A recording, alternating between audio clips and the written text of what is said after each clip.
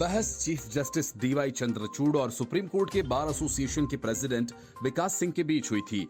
लेकिन इस बीच कूदकर कपिल सिब्बल और नीरज किशन कौल आ गए और चीफ जस्टिस से माफी भी मांग ली।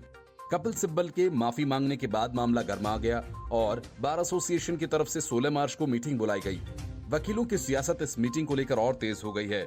पूर्व अटॉर्नी जनरल के वेणुगोपाल ने विकास सिंह को पत्र लिखकर आग्रह किया कि कपिल सिब्बल और नीरज किशन कौल के खिलाफ प्रस्ताव पारित न किया जाए।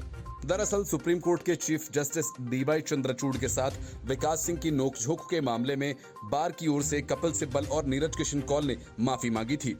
इसके बाद इन दोनों के खिलाफ बार में प्रस्ताव पारित करने पर विचार के लिए 16 मार्च को बार एसोसिएशन की मीटिंग बुलाई गई। सुप्रीम कोर्ट बार एसोसिएशन के कुछ वकीलों ने सिब्बल और कौल के खिलाफ प्रस्ताव पारित करने का आग्रह किया। वहीं बार एसोसिएशन के अन्य वकीलों ने लेटर लिखकर इस प्रस्ताव का विरोध किया और चेताया कि ये एक खतरनाक नजीर बनेगा। इस बीच पूर्व अटॉर्नी जनरल ने अलग से सिंह को लेटर लिखकर कहा कि अगर प्रस्ताव पारित किया जाता है तो बार में फूट पड़ेगी और इससे स्थायी तौर पर खटास बन जाएगी।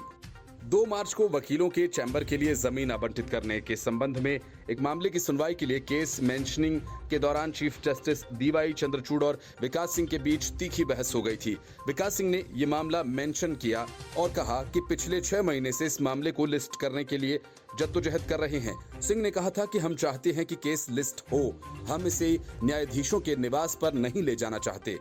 इस पर चीफ जस्टिस ने नाराजगी जाहिर की थी और कहा था कि चीफ जस्टिस के साथ आप इस तरह से व्यवहार नहीं कर सकते हैं, हमें आप चेतावनी न दें, कृपया बैठ जाएं। इसके बाद में सीनियर एडवोकेट कपिल सिब्बल दूसरे मामले में पेश होने के दौरान उन्होंने कहा कि जो भी कुछ सुबह हुआ उसके लिए उन्हें खेद है और कहा कि बार को मर्यादा की सीमाओं का उल्लंघन नहीं करना चाहिए। सिब्बल के साथ साथ सीनियर एडवोकेट नीरज किशन कौल ने भी इस पूरे मामले में खेद व्यक्त किया था और कहा था कि सुबह जो कुछ भी हुआ उसके लिए हमें खेद है और हम आपसे माफी चाहते हैं।